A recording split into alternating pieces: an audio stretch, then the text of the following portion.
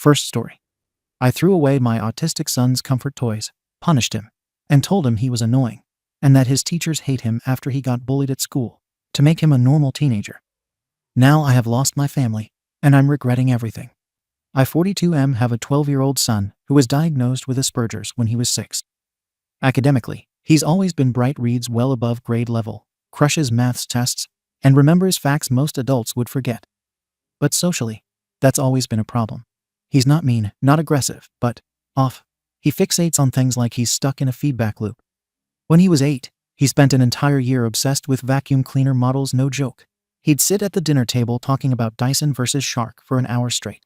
If you tried to change the topic, he'd just wait until there was a pause and go right back to it. Back then, he was in a special education school. Smaller class sizes, dedicated staff, more tolerance for quirky behavior. It worked, more or less. He didn't really have friends, but he wasn't miserable either. But when middle school came around, my wife 39F pushed hard for him to attend a mainstream private school. Her thinking was that he shouldn't be sheltered forever and needed to learn how to function in the real world. I agreed, but with hesitation. I knew how brutal kids could be. She swore things would be different now that they're older. More mature, less bullying. She was wrong. From the first month in this new school, it's been one issue after another. My son would come home talking about how he ate lunch alone, how no one talked to him, and how they'd roll their eyes or move away when he sat near them. I'd ask if anything happened, and he'd say no, not really, just that they don't like him. He couldn't explain why. My wife, predictably, would say it's because they don't understand his specialness. She means well, but she's been coddling him for years. Everything that goes wrong, she blames on the other kids or the school, never our son. But the reality is, I've seen how he acts. He talks at people, not with them. If he thinks something is funny, he'll repeat it 15 times, even if no one else is laughing. He smiles like he's trying to be a cartoon character. And right now, he's into Peppa Pig. Yes, the preschool cartoon. That's what he watches every day after school. He talks about it to his peers. He's made PowerPoint presentations about Paw Patrol characters. He literally once told my cousin at a family BBQ that he prefers the 2015 run of the Emoji Movie to most grown-up movies because it's visually more stimulating.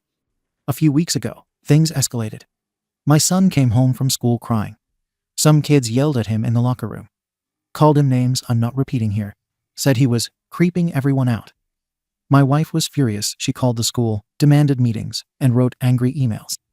We attended one of those meetings with the vice principal and a few teachers, and what we heard wasn't exactly shocking, at least not to me. One teacher, his history teacher, said he's doing well in class academically, has an A, actually. But he's persistently disruptive to peers. Not in a malicious way, but in a way that makes it hard for others to concentrate. She said he'll just randomly start talking about irrelevant stuff like cartoons from 10 years ago, or ask classmates whether they think George Washington would have liked Minions. Another teacher said he'll make exaggerated smiling faces at random people in the hallway, and then not understand why that makes them uncomfortable. They all tried to be diplomatic. I get it, they're not trying to crush a kid's spirit. But the message was clear. He's not blending in. He's standing out in a way that makes middle school kids uncomfortable. And anyone who remembers being 12 knows exactly how cruel that age can be. Still, I was frustrated. I asked what the school was doing to stop the bullying, and they gave us the usual corporate nothing speak. We're aware of the issue and taking steps. But nothing changed. And the thing is, I don't think they can fix it. Because it's not just about a few bad apples. The issue is that my son is behaving in ways that, to the average 7th grader, are weird as hell. My wife won't hear any of this. Every time I try to talk about our son needing to maybe work on fitting in, she shuts it down with, he shouldn't have to change who he is.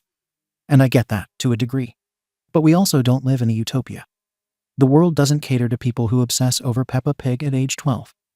At some point, he's going to have to learn to adapt, because the world won't adapt to him. Things boiled over a few nights ago. My son came home visibly upset. Wouldn't eat dinner. Later, I found him crying in the living room with my wife sitting beside him. I asked what happened, and he said, between sobs, "Why do they hate me?" My wife hugged him and said, "They don't hate you, sweetie. They just don't understand you." And then he asked again, "But why do they say those things to me? What did I do?" I don't know what came over me, frustration, exhaustion, maybe guilt. But I snapped. I told him, flat out, "Because you're annoying." The room went dead silent. My wife's mouth dropped open. My son looked stunned, like I'd slapped him. I continued, not yelling, not being cruel, just blunt. I told him, "Your teacher said it in your report. You constantly talk about stuff that no one else cares about. You make faces at people. And you cover your ears and run out of rooms when the bell rings. Kids don't know how to deal with that. So they mock what they don't understand." My son started crying harder. My wife jumped up, told me I was being cruel, and told him to go to his room. He ran off, and she laid into me, called me a monster, said I'd traumatized him. We yelled back and forth for 30 minutes. I ended up sleeping on the couch. The next morning, I tried to talk to my wife again, but she wasn't having it. She said I should apologize. I asked, "Apologize for what?" "Telling him the truth." She said there's a difference between being honest and being hurtful. I disagree. What's hurtful is letting him live in a bubble where he doesn't understand why kids don't want to be around him. We've spent years softening the truth, hoping therapy would catch him up socially, and it hasn't. He's still behind, and no amount of shielding is going to change that. I'm not blaming him for being autistic. But I'm also not going to lie to him and tell him everything is fine when it clearly isn't. I'm the one who's been warning for years that this would happen if we threw him into a mainstream setting without preparing him for the social expectations. My wife insisted it would be better. Now here we are, and somehow I'm the bad guy for pointing out what the adults already know but won't say out loud. We've tried therapy. He's in a weekly social skills group. I've spent hours trying to role-play appropriate conversations with him, teaching him how to read the room. It doesn't stick. He'll smile and nod during practice, but when he's back at school, it's right back to Peppa Pig and asking kids if they think the moon is fake. The problem isn't effort. He tries. But trying doesn't change how other kids see him. And let me be clear, this isn't just about cartoons. It's everything. He'll walk up to other kids while they're talking and interrupt with random facts. He doesn't understand sarcasm or inside jokes. He once told a group of classmates at lunch that his mom still helps him bathe, sometimes when he gets soap in his eyes. They laughed. He didn't get why. It crushed him, but he still doesn't connect the dots.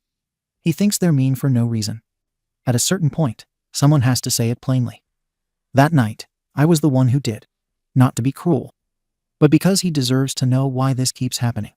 He's smart. He can handle the truth, even if it hurts. My wife thinks I broke something in him. I think she's scared that I broke the illusion. We've been pretending for years that the world will adjust for him. It won't. It never has. People tolerate quirks, not behaviors that make them uncomfortable. And as much as we hate to admit it, middle school kids are brutal and unforgiving. No amount of "they should know better" changes what actually happens. Since that night, things have been tense at home. My son barely talks to me. My wife has doubled down on coddling him extra hugs, letting him skip chores, validating everything he says no matter how off-topic or awkward. I haven't pushed the issue. I needed space too. But I'm still not convinced I did anything wrong. The teachers didn't lie. They spelt it out clearly. He's socially disruptive, and it affects his relationships with peers. That's the nice way of saying he's annoying to be around. If adults are thinking it and putting it in writing, you can be sure 12-year-olds are thinking it 10 times louder. We can't keep acting like this is everyone else's fault.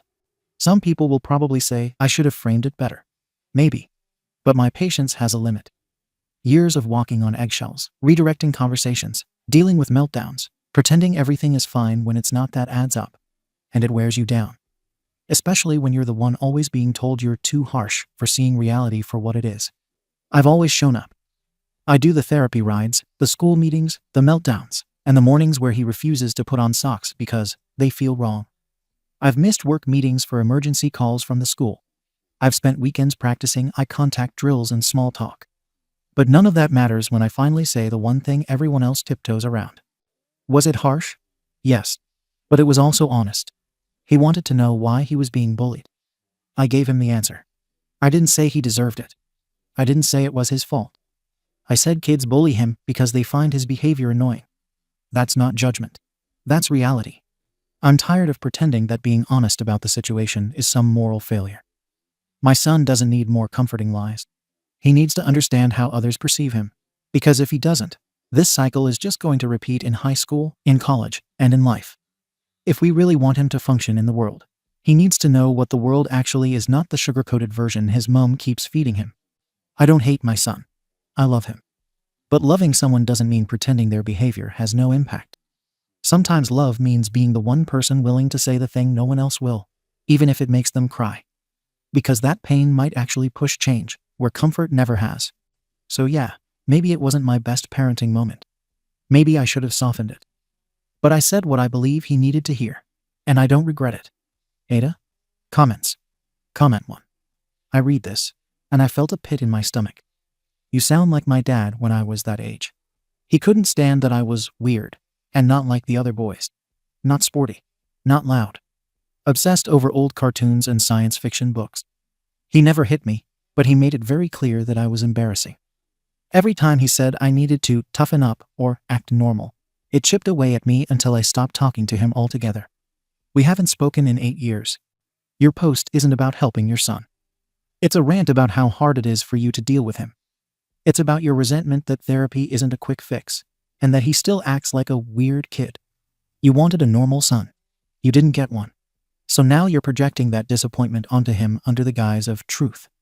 Want to know why he talks about Peppa Pig? Because it's simple. It's predictable. It doesn't reject him. Unlike his peers. And now, unlike you. So yeah, YTA. And if you don't course correct, get ready to be cut off when he's old enough to choose who he lets in his life. Comment 2. I teach 7th grade. I've had kids like your son in my classes. I've also had parents like you, and I'll be blunt. They're the hardest to work with. You think you're being honest with your son, but what you're doing is punishing him for being disabled. You can't logic his brain into neurotypical behavior. The obsession with Peppa Pig? That's a sensory comfort. The facial expressions, likely stemming or masking anxiety. Covering his ears at loud bells. That's literally a sensory overload issue tied to autism. You treat those behaviors like character flaws. They're not. When we say a student is persistently disruptive to peers, we don't mean your kid is an arsehole. It's a coded phrase because we're forced to tiptoe around liability and parent blowback. The real message is, he's not thriving here. He needs more support than we can give. And the right move would be to listen to that, not weaponize it against your child mid-breakdown. You're not the worst parent I've ever seen. But if you don't shift your mindset fast, you'll do lasting damage not just to your relationship with your son, but to his ability to self-advocate later. Right now, he probably thinks he is the problem. That kind of shame sticks. Update. It's been a couple of weeks since I posted. And yeah, I read the comments. The majority called me the arsehole. Some were brutal. A few tried to understand where I was coming from. I don't regret posting it, but it did hit me harder than I expected to hear just how many people thought I crossed a line. After the fight with my wife and that whole blow-up, things didn't just go back to normal. My son avoided me for days. No eye contact. No conversation. When I'd ask him basic stuff like if he ate lunch or how school was, I'd get one-word answers or just silence. My wife basically stopped speaking to me, except when necessary. I thought maybe it would settle after a week, but it didn't. Then something happened at school. I got a call from the nurse saying our son had been pushed during PE. Apparently, the same kids who've been verbally bullying him for months decided to shove him when he didn't get the joke, and kept trying to talk to them. He fell and hit his shoulder. No major injury, but enough for a report. That was the tipping point. We had an emergency meeting at the school. This time, they couldn't just shrug it off. I brought up the previous complaints, emails, and meetings all the times we warned them this was escalating. They finally admitted they'd dropped the ball. The principal said they were moving forward with an IEP evaluation, and until then, they'd provide a staff member during high-risk times like recess and locker room transitions. My wife was furious, but not just at the school. Still furious at me. After the meeting, she told me I'd contributed to his anxiety and isolation by making him feel like a burden. I tried explaining that I never hated our son, never wanted to hurt him, I just snapped. That wasn't enough for her. She said he needed emotional safety, not brutal honesty dressed up as parenting. A few days later, she handed me something. It was a composition notebook our son had been writing in. He didn't show it to us. She found it while doing laundry. Normally, I wouldn't read his private stuff, but she insisted I needed to see it. There were entries, short ones, some written in all caps, some in broken sentences. One read, "Why am I always wrong?" Another, "They laugh when I talk. I don't know how to stop." One that hit me in the chest. "Dad thinks I'm annoying. I think so too. I try to stop, but my head talks too much." That was it for me. I didn't cry, but something cracked. I'd told myself I was just being real with him, that if I didn't say it, someone else would. But reading that, he wasn't processing what I said like some coaching moment. He was internalizing it like a truth he'd always feared. I didn't give him tools, I gave him shame. Around that same time, I ran into an old coworker at a hardware store. We hadn't spoken in years. He asked how my son was doing. I'd forgotten. I'd mentioned the diagnosis in passing once. We got talking, and he told me his adult son was also on the spectrum. Late diagnosis, rough adolescence, but now working full-time, engaged, doing okay. He told me, my son didn't need to be fixed. He needed to understand himself first. That takes time and patience. And yeah, sometimes it feels like a one-sided relationship. But every breakthrough was worth it. That conversation lingered in my head for days. Then, a few nights later, my son had another sensory episode. The fire alarm went off during a drill, and he completely shut down. Cried in class. Covered his ears. The teacher called me. Said he curled up in the nurse's office for an hour and wouldn't talk. I came to get him. He barely looked at me. On the ride home, I asked if he wanted to stop for ice cream. He shook his head. Just stared out the window. Not angry. Just defeated. That silence was worse than any screaming match. I realized I wasn't even sure if he felt safe around me anymore. That hit me harder than anything Reddit could say. After that, I agreed to start therapy. My wife had been asking for months. I always resisted. Told her I didn't have time or didn't believe in that, talking about feelings crap. But I booked a family therapist. We've had 2 sessions so far. I went in thinking I'd get tools to fix our communication. Instead, I got hit with questions I couldn't answer. Why was I so angry at his behavior? Why did I feel the need to correct everything that made him different? Why did I think he should mask to fit in instead of helping him find people who accepted him as he is? The truth. I thought puberty would iron it out. I thought he'd start liking more age-appropriate stuff, grow out of the cartoon obsessions, and maybe blend in more. That was my plan. Wait it out. Hope for the best. That was never a plan. It was denial. There's been no breakthrough since. My son still barely talks to me. My wife is still angry, and I can't blame her. I'm trying, but it doesn't feel like enough. I don't expect my son to suddenly trust me again because I showed up at therapy twice. I'm still confused. I still don't know what I'm doing half the time. But I'm trying to figure it out now instead of just reacting with frustration. That's new for me. I know now that none of this came from hate. But good intentions don't erase bad impact. I said something I can't take back, and he's still carrying it. There's no clean resolution to this update. No big realization or redemption arc. I'm just here, sitting with the mess I made, trying to do less damage going forward. I'm still not sure how. But I'm listening now. Comments. Comment 1. I'm going to focus on something others aren't. Your wife. She's clearly been running on fumes too. Except where you lent into frustration, she lent into protection. And now you've both ended up on opposite ends of the same emotional battlefield, with your kid in the middle taking all the shrapnel. You said she's still angry, and yeah, I get it. She warned you. And now she's watching her son emotionally withdraw and spiral. But if therapy continues, you both need to go. This isn't just about repairing your relationship with your son. It's about fixing the co-parenting rift. Because right now, your wife probably doesn't trust you not to emotionally damage your son again. And you probably resent that she makes you feel like you're walking on eggshells. You two have to get aligned. Because otherwise, this kid is going to keep getting 2 different messages. One says, "You're fine, don't change," and the other says, "You have to mask to be loved." That's a mental health disaster in the making. Fix your marriage. For him. For her. For you. Comment 2. I've got a son with ADHD and some sensory stuff, not autism, but close enough that I feel this deep in my chest. I've had those "I'm at my effing limit" moments too. The socks thing, the school meetings, the obsessions that don't stop. Yeah, been there. I also told my kid once that he was exhausting. I thought I was just being honest. He didn't talk to me for 3 days. My wife looked at me like I kicked a puppy. I felt like the biggest arsehole on earth. So when you said your son wouldn't look at you, wouldn't talk, and just shut down, I got that. But here's the difference. You didn't just move on like nothing happened. You signed up for therapy.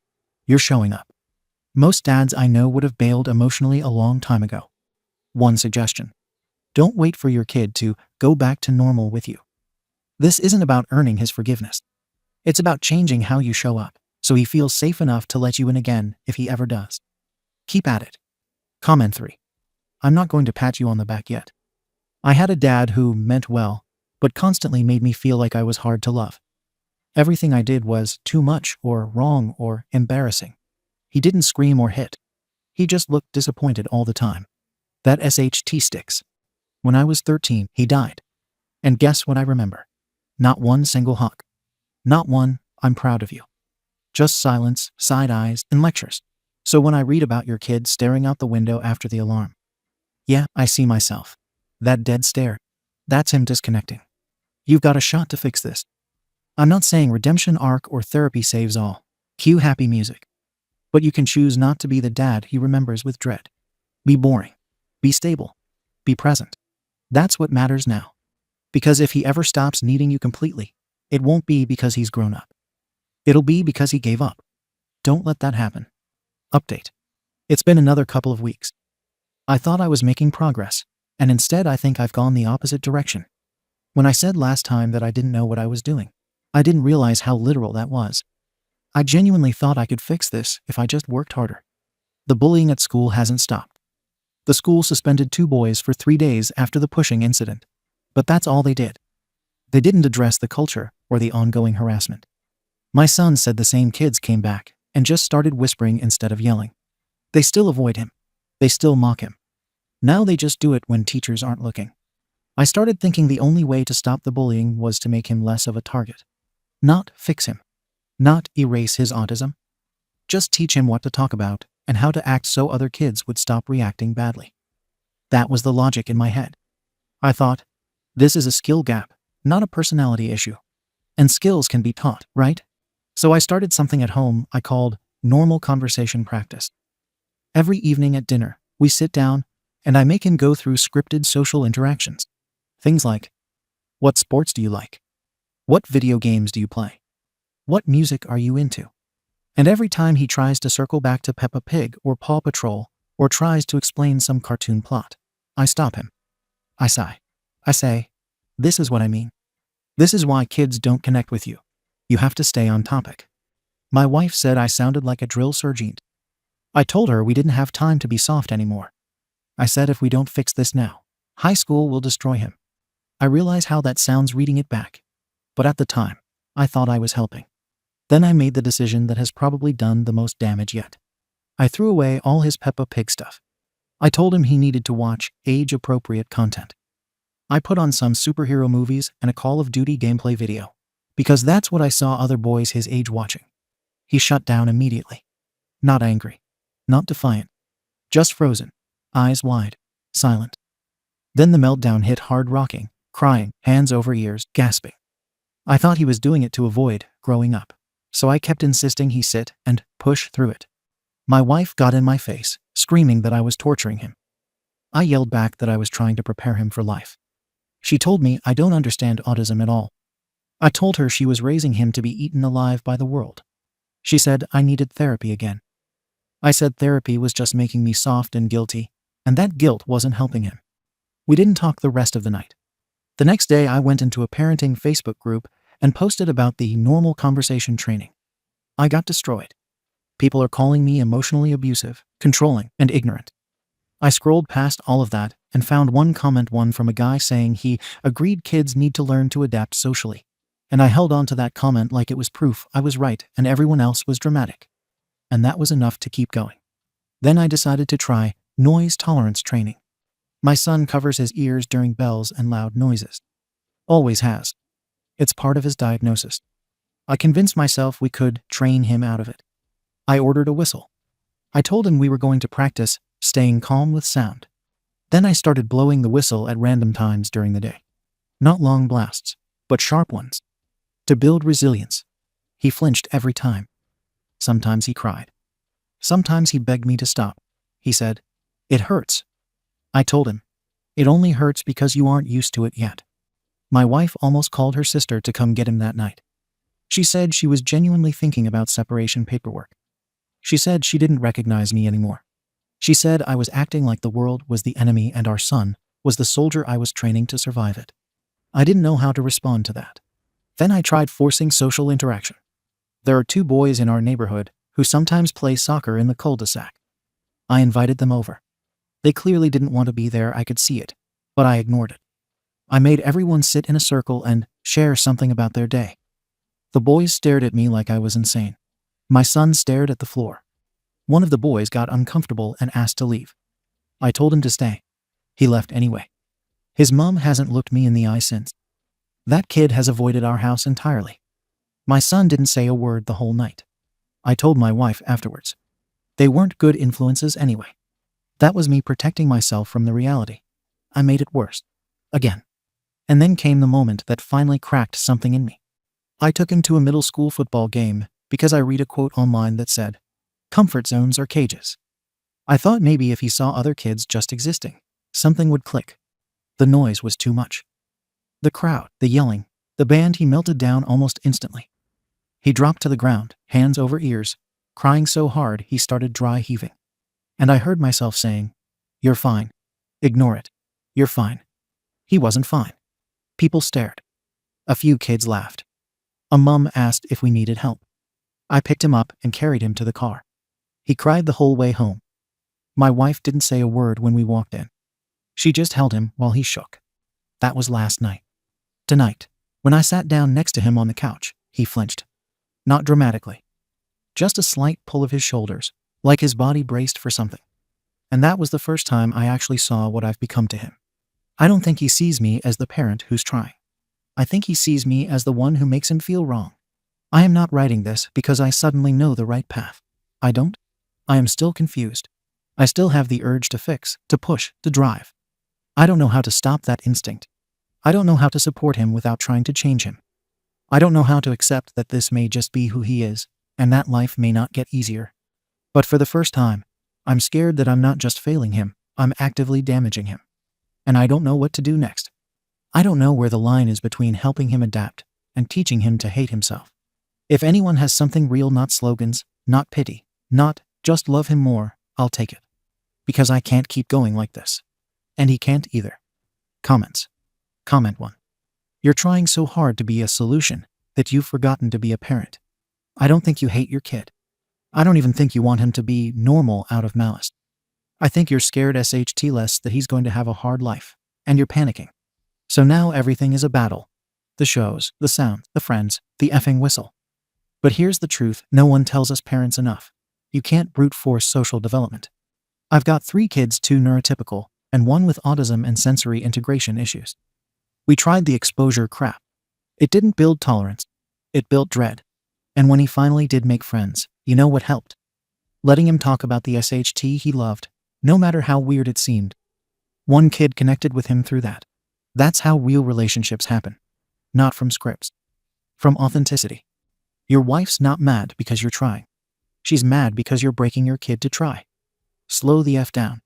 Learn what regulation actually means. Because what are you doing right now? It's not strength. It's control. Comment 2. You're him. You're the dad I had. The one who thought he was toughening me up, when really he was just sanding me down until there was barely anything left that felt real. You think you're teaching your kid how to survive? No. You're teaching him to hate the parts of himself that don't make you comfortable. I covered my ears at sirens too. My dad yelled. I stopped reacting. Know what I did instead? Dug my fingernails into my palms under the table. You didn't cure your kid's sensitivity. You taught him it wasn't safe to express it around you. That's what that flinch on the couch was. The saddest part? I know you don't mean to hurt him. I can tell you think you're doing what's best. But the road to trauma is paved with dads who meant well. If you really want to help him, step the F back. Start learning about his brain, not yours. And get ready for a long walk back from this damage, if he ever lets you. Second story. I own a house with my ex now. My wife demands we sell it or share it with my stepkids in the house. But I and my ex intend to give it to our son. When my ex and I divorced, I moved out, and she lived in our house until she found her own place. I bought the house 3 years before we got married, and her name was added to the deed when we were married. At the time of our divorce, I was 9 years into the 15-year mortgage. When she found her own place, we decided to keep the house in both of our names and rent it out because neither of us wanted to sell it. For the past 6 years, we have rented out the house and basically broken even. She manages the property more than I do, so she kept the meager profits. Now that the house is paid off, We are actually going to start turning actual profit. We agreed to a 60-40 split of the profits, with her keeping 60 because she is the one that deals with the tenants. My wife, whom I married last year, really wants me to sell this house. At first, she wasn't that insistent, but lately she has become so. She said there's no reason for me to co-own a house with my ex-wife. She also says that now that it is paid off, we could do a cash sale and make a lot of money. Neither my ex nor I want to sell, and it's our house, so I don't really see the point of these conversations. Even if I agreed with her, my ex wouldn't agree, and it would be an unnecessary fight. I'd have to get a lawyer. I'm exhausted just thinking about it. Last night my wife asked me if I intended to co-own this house with my ex forever. I told her, truthfully, that we had many times discussed eventually giving it to our son once he reaches the appropriate life stage. She was upset by this answer. She asked if I intended to give a house to my stepkids or any future kids we might have. I told her this is an apples and oranges situation. The house isn't fully mine. No penny has ever gone from our shared household into that house. It's more my ex's than mine at this point, really not legally. Legally it's 50-50ths, but she spends more time on it. Also, this isn't a nice house, not like the one my wife and I bought after our wedding. The house I co-own with my ex is a small 2-bedroom house. It's not like he's going to get a mansion. All the same, she is very upset. She said she feels like the house is a source of strife in our relationship, and she wants it gone. I told her I love her, but the answer is no. She's been cold to me all morning as a result. Ada has no consensus bot. OP had mixed responses, but is heavily leaning towards Entas. Comments. Commenter 1. It's not about the house. OP. Yeah, I know. But all the same, is it reasonable to demand I get rid of something valuable as a sort of weird loyalty ritual? Commenter 2. NTA, she's coming off as greedy and a bit jealous here. Acting like it's weird that you essentially co-own a business investment with your ex, who is also the mother of your son. It's not like you're playing house with her. Add to that the fact she seems more focused on getting the money for herself or kids. How did you get this far into the marriage without your plans for the house coming up? Were you always clear about them, or? OP. It has come up many times, but she has gotten more insistent than she was before. Previously, it was her preference I sell it. Now it's almost a demand. Commenter 3. She sounds very firm in her opinion. Unfortunately, she does not have a say. It is your property, which will benefit your son, and most of all does not impact her. I would ask your wife why all of a sudden she set a boundary here. Furthermore, where is she intending to go with your money? Don't cave or give in. She's rude, immature, and manipulative with her treatment of you. OP. She thinks we could put the money in our retirement plans and the children's college funds. Commenter 3. Is she not able to put an equal amount into her half of the retirement plan? Also, an equal amount into her existing kids, your stepkids' college funds with her ex. Her kids with her ex aren't your burden, unless you signed papers to legally adopt them. OP. I am actually in the process of adopting them. It's just difficult because we don't know where her ex lives, so that complicates everything. Commenter 4. Why do you need to pay for your stepkid's college fund? Why aren't she and the child's father doing that? That should be no issue with you. OP. Bio dad flew the coop. Commenter 5. NTA. I fully understand your current spouse, yet I do not think she grasps the situation fully since she cannot be in your shoes. If you and your ex-wife are on good terms, relatively speaking, consider selling your share to her if she's open to it, or buy her share to fully own it again. And please, do not add your wife's name to any future properties. Love triumphs over all, but money, like a rotten one, can spoil a fresh basket of fruit. OP. My wife's name is on our current home, as it should be. Regarding my ex buying me out, I don't think that's fair to her. So she should shoulder the financial burden of something for the benefit of our shared child. Commenter 6. You've been married for a year. Who owned your current home when you married? You should consult a financial counselor right now to get a reasonable plan because, as things stand, you could be headed for a bigger financial mess with your second wife. OP. We bought it together right after the wedding. Commenter 6. Did she contribute a significant amount to the down payment? Is she employed now? OP. Yes. A quarter of the down payment came from her. We are in the same earning bracket. She makes almost as much as I do. Since she has 2 kids and a deadbeat ex, she wasn't able to save as much as me before we married. But we both contribute more or less equally to our current shared household. Commenter 7.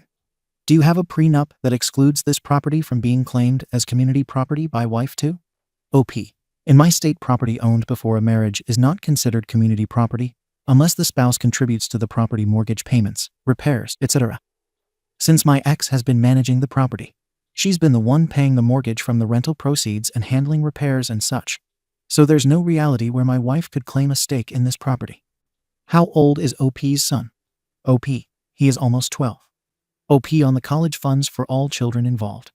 OP. Yes, my son has a college fund. We also have set up funds for my stepkids. My stepson is 7, and my stepdaughter is 5. They're very smart children. Does OP's current wife get along with his son? OP. My wife gets along with my son, but she does not like my ex. They almost never interact, so it usually doesn't matter. But yeah, there's real contempt there. She's always known about the house and never liked it. But lately it bothers her more than before. Commenter. Does it matter if she is verbalizing that contempt to your son? Why is she contemptuous? Why doesn't it bother you that your wife feels comfortable denigrating someone you were on such good terms with until she came on the scene? OP. No, she doesn't say anything in front of my son. Basically, my wife thinks my ex-wife gave up on life and is a lazy, unfeminine slob. She mostly wears sweatpants and never puts on makeup. She doesn't push herself to relearn how to do the things she did before her accident. She no longer has professional ambitions. I think those things are none of our business. But my wife is more or less disgusted by my ex. She doesn't usually say anything, and only ever in private, even when she does. OP on the divorce. OP. My ex-wife was in an accident that limited her mobility and killed her libido. Our ex-less marriage made me resentful of her and made her paranoid that I was stepping out on her, which made me even more resentful, because I was both not getting any and dealing with accusations of getting what I wasn't getting. Also, on top of all that, my previously active wife now couldn't do most of the fun activities we used to share. Finally, she said, if we stay married, eventually we'll hate each other.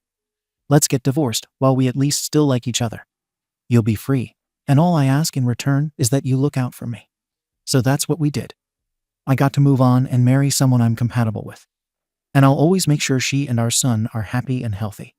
It was her idea to get divorced because her paranoia about me potentially cheating on her was driving us both crazy.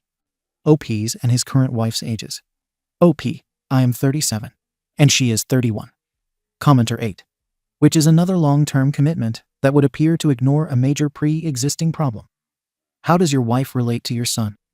Does she dismiss his concerns as being spoiled because he's had you all to himself for most of his life? How do your stepkids get along with your son?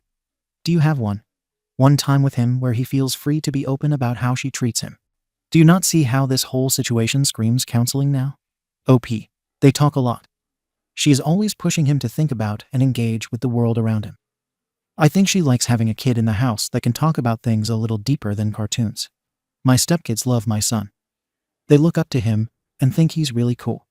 We don't have a lot of one-on-one time anymore because there are so many of us living together. But we talk when I drive him to extracurriculars. Commenter 9.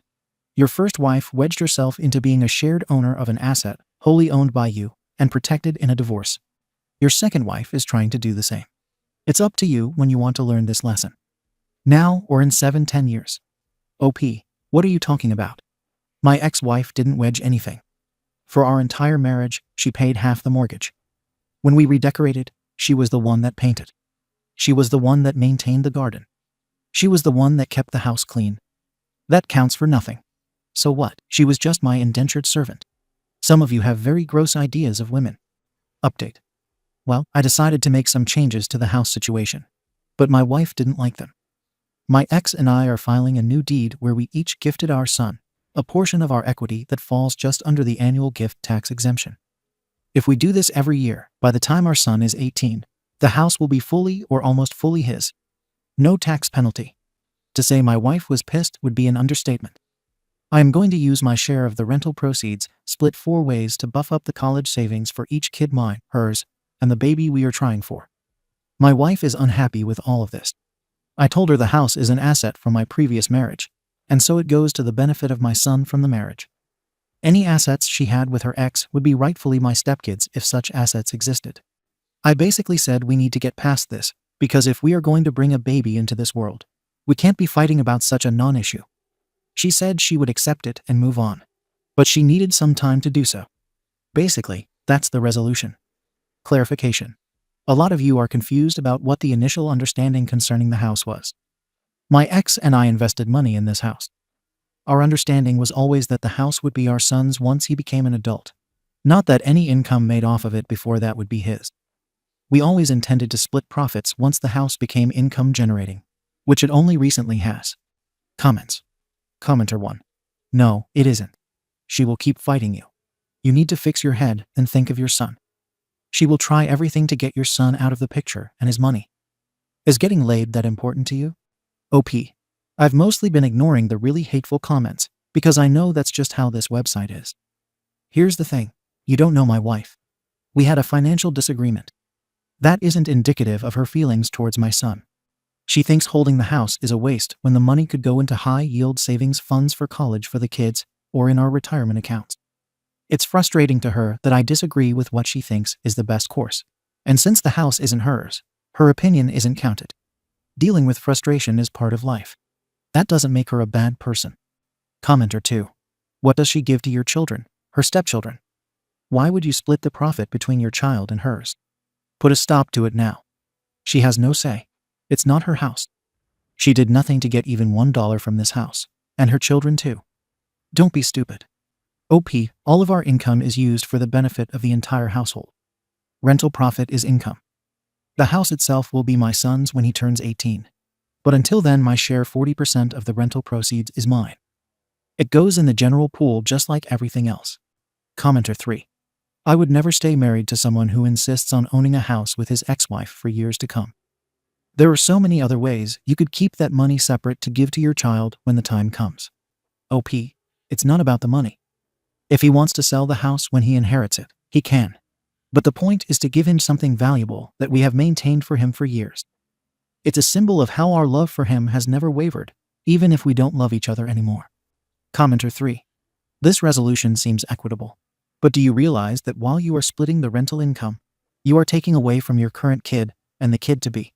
I get you need to keep the peace, and this may be how you achieve that. However, your stepkids have another parent and a set of grandparents that your kids don't have that could be contributing as well. They will not be giving to your current kid. Just a thought. OP. My stepkid's dad isn't in their life. I'm actually trying to adopt them. But it's difficult because he's hard to find, and we need to serve him. Commenter 4. Do you have anything in place to ensure that if anything happens to you, your remaining share for sure goes to your son and not your wife? The default for assets is generally to go to the surviving spouse. OP. The deed is structured with rights of survivorship. Only my ex-wife and son could inherit my share of the house, because they are on the deed. No one not on the deed can inherit anyone's share. OP on his and his current wife's earnings. OP. I make around $120K. She makes around $80K. Commenter 5. You are basically asking her to sign a prenup in a way. And you have half a house, but not exactly a high roller situation. This is not as cut and dry as this thread makes it seem. You are essentially bringing in, let's say, $300K into a marriage. You are telling her that is for your son, not her. And it is your money, not your son's. That is fine. But I don't think it is strange for her to think that money could be used to grow your future family. Not only that, but you are tied up in a rental situation with your ex for the foreseeable future. OP, no, all incorrect. First of all, but least importantly, this house isn't worth $300K. It's a small 2-bedroom. Secondly, I didn't bring it into the marriage. My ex and I made a deal concerning this house before I ever met or married my wife. This house was always intended to eventually be for my son's benefit. It's not a marital asset. Not a penny of her money ever went into it, and not a penny of my money went into it after our marriage. So no, I didn't bring it into the marriage. OP responds to a longer comment on profit sharing and investments from the property. OP, I understand that you want to believe that. However, I go off of what attorneys say, specifically mine. It's very common for profit sharing not to be even. My ex-wife and I invested money in the property. It is completely legal for us to get some of it back. I understand that feels unfair, but that's the reality. It's completely allowable to make your child a co-owner of your property while not giving them a share of the profits immediately. OP on the divorce agreement regarding the house/property. OP, the divorce agreement made us 50/50ths co-owners of the house. We wanted to save the house to give to our son in the future, but didn't formalize that in the agreement just in case. If something horrible were to happen, we wanted the option of liquidation. Like if her medical situation worsened and she needed the cash. We wanted flexibility, but we always had an understanding. My wife was aware of this. Commenter 6. Have you considered the tax consequences besides the annual gift tax exclusion from gifting the house over several years? There are several things going on. Property being rented. Depreciation. Gifting over several years. Your son's basis is your original basis, so when he goes to sell many years from now, that will cause substantial gains. Depreciation recapture on sale. Maybe do something else. I hope you consulted a professional. OP. I consulted a professional. This is the method that saves everyone the most money. Thank you for watching the video. If you are interested in listening to these kinds of stories, we've got more in store for you. Simply subscribe to our channel, hit the like button, and share it with your friends.